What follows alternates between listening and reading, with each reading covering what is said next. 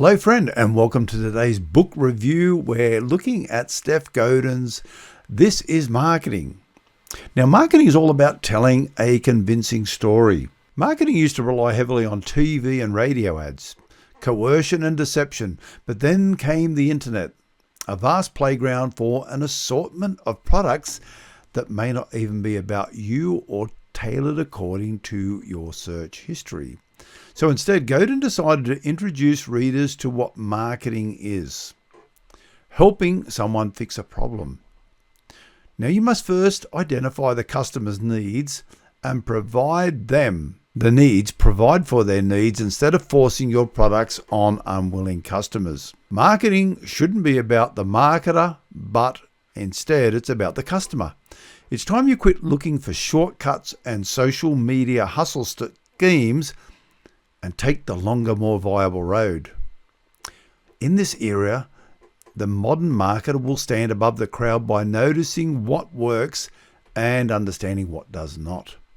This process involves patience, empathy, and respect. Now, as a marketer, your role includes analyzing people's decisions and dreams and how they affect their actions. A lot of these are tied to culture, the system that they are raised to have a preference for.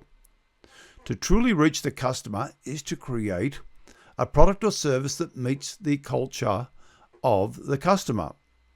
Now, a good marketer knows that creating a change in the market requires consistency and commitment, and that you can't force change on people. Instead, you must make products for particular people. Marketing your brand goes beyond just creating a product and forcing it down the throats of consumers. All right, so come along as we explore this piece together and learn the dynamics of modern marketing. Decoding the most essential part of marketing. First, consider the change you wish to make. Is it customer-centered or you-centered? Are you merely out to make quick cash, or do you want to give your customers a better experience? Then there is the issue of attempting to make too huge a change on your first go. This prospect is tempting, but you must first concentrate on more minor changes instead. You have to give the customers something they can hold on to, a promise. Some call this a slogan, but it could also represent the promise or expectation of an engaging product. So when answering the question, which is better? Better is a relative term and it varies from person to person. So what is better for Bob may not be the same for Harry. You must, as a marketer, offer the solution for all your customers' needs. You need empathy and understanding to see beyond the regular scheme of forcing products on customers. Once you discover the customers, you can affect this change with your found market.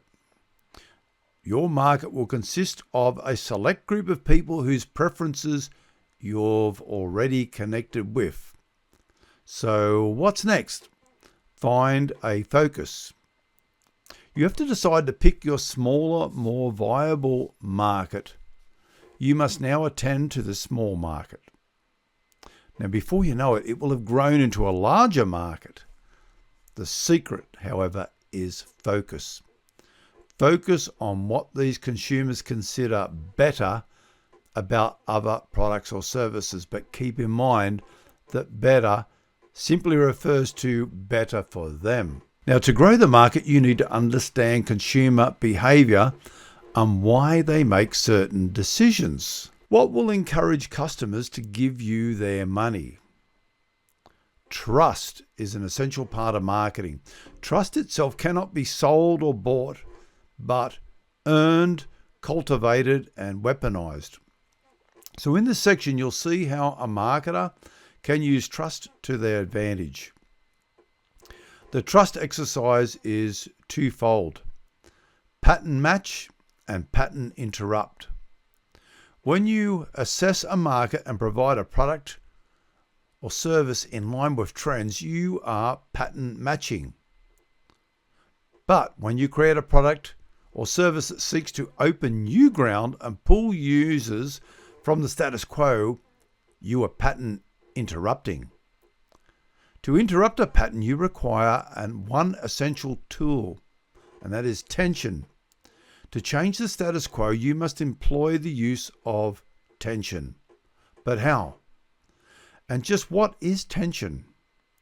Tension in marketing refers to being left out. When a consumer feels a product is released and everyone else but them has gotten the use of it, they're like the outsider or the ones getting short-changed. If your product is without this threat to the status quo, you will only be crushed by bigger firms already doing it better than you. And to successfully shift the status quo and have people follow the new trend, you need to have earned their trust. To do this, you must appeal to their status. Then you must give them a service or product that rebuffs their cultivated idea of status. So, who you know is as important as who you are. People will trust you more if they can trust your affiliation. An affiliation rests heavily on what people can associate you and your product with. In layman's terms, it's a symbol or a logo. A strong logo tells a story, providing users with a legacy to affiliate with. People trust a brand because they've built a relationship with its logo, slang, over. People build a brand because they build a relationship with its logo, slang, and story over time. All right, part 4, what every marketer should know. There are a lot of truths in the world of marketing. Godin aims to familiarize readers with some of these truths. 1, there's no such thing as being too expensive. The price just isn't right for the customer. Trust is as scarce as attention. While the world is rife with many attention-grabbing ads on the internet, trust is even less in supply. Number 3, have a source to increase your service, build trust, tension, and incite forward movement. 4, if you receive backlash after offering your best product to the world, your marketing may be bad. 5, you're likely selected the wrong axes and fail to go to the edges. Improving and refining this skill is within your reach.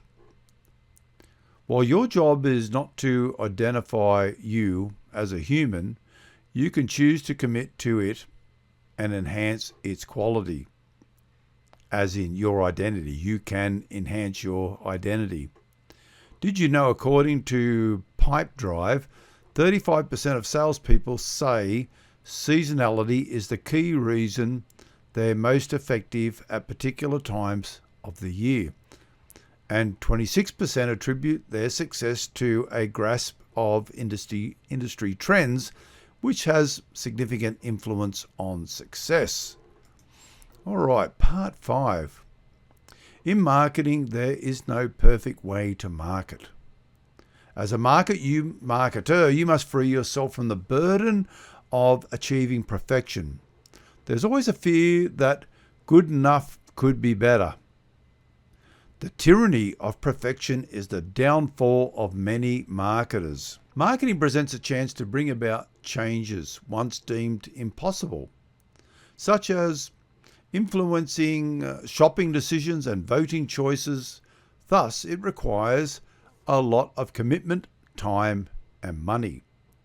If marketing doesn't work, you waste considerable amount of energy and money, yet the truth is that marketing does work.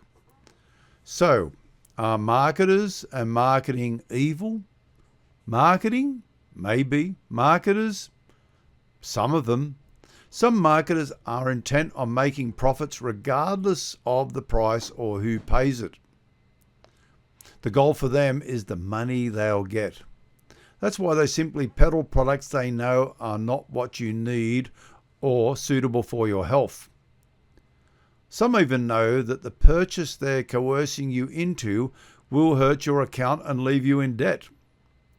They turn off their conscious and force people into investing more than they can afford. Quote, "It's impossible to create work that both matters and pleases everyone," Seth Godin. "It's unethical to lure children into smoking, to manipulate the political arena, or trick people with the most shameless tactics, resulting in catastrophic consequences. If the real deal, an effective alternative of, say, medication, is available, it becomes a breach of marketing efforts to sell an ineffective potion instead. For example, it would defy collective morality to cook up ways of upping the sale of a product with harmful side effects, like tobacco, all in a bid to make some extra cash." All right, part 6. There's such a thing as ethics in marketing. Now, marketing is at the peak of its patriotism when it encourages people to wash their hands before surgery or get the COVID or polio jab. Don't agree with that. Anyway, marketing is an extraordinary tool when it places a productivity or joy-boosting item in the palms of people in dire need of the same. Moreover, marketing works miracles when it assists in the election of leaders who transform the community positively. Of course, you've got to define that, right?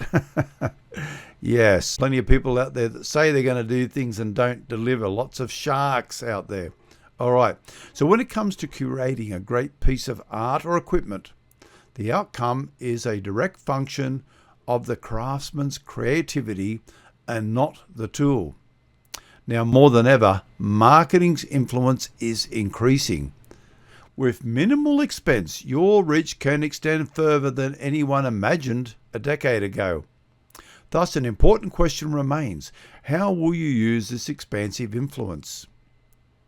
There's no moral offense in providing someone with joy through cosmetic products, because the pursuit is not merely about beauty, it's more about the profound quest for happiness, contentment, and delight. In contrast, deceitfully exploiting a homeowner to skim off a sale commission crosses the realm of wrongdoing. The free will to peddle a product is not enough justification to do so. Yes, you have the constitutional right, but you're responsible regardless of the directives you receive from your marketing manager. Quote, "Marketing succeeds when both the consumer and marketer understand each deal and feel satisfied." Now, the good news is that you don't have to script the Magna Carta of marketing. Marketing stares us in the face at every street corner and crossroad, right from your first breath until minutes before you started reading this piece. Perhaps some pop-ups on your device are trying to convince you to buy something at the moment. Many children learn words from reading off roadside billboards, and more often than not, we spend our disposable income on things marketers have brought to our attention. The counsel of Seth. We, on the other hand, are in desperate need of your flexibility. Condensed into the following points: create something worth offering with a story worth sharing and a contribution worth discussing. To craft and shape it in a way that profoundly resonates. All right, here is the conclusion. 3, tell a story that aligns with a deep-seated hopes and narratives of the small group, the smallest viable audience. And 4, then you spread the word. And lastly, show up regularly, consistently, and generously for years and years. A true marketer knows that it's not about commodities. It goes beyond the bottom line. They also know to first address the problem holistically before offering a solution. Next, it's more about what you can give the customer and how much better your services or products are. Remember, consumers crave a personal, authentic feel or experience. They want service, not just to spend their money. Marketing seeks to change people through stories, connections, and experience. People want to be part of something, and as such, we form connections. Try this. To build a formidable business, do the following. First, create a small viable market. Take a survey and design a product or service that suits this market. Offer stable and straightforward promises and service. Be consistent in your service and product quality. Provide consumers with an experience, a connection that gives them a sense of family. Whether you're a big firm or a small startup, these techniques require work time after time. All right. Thank you.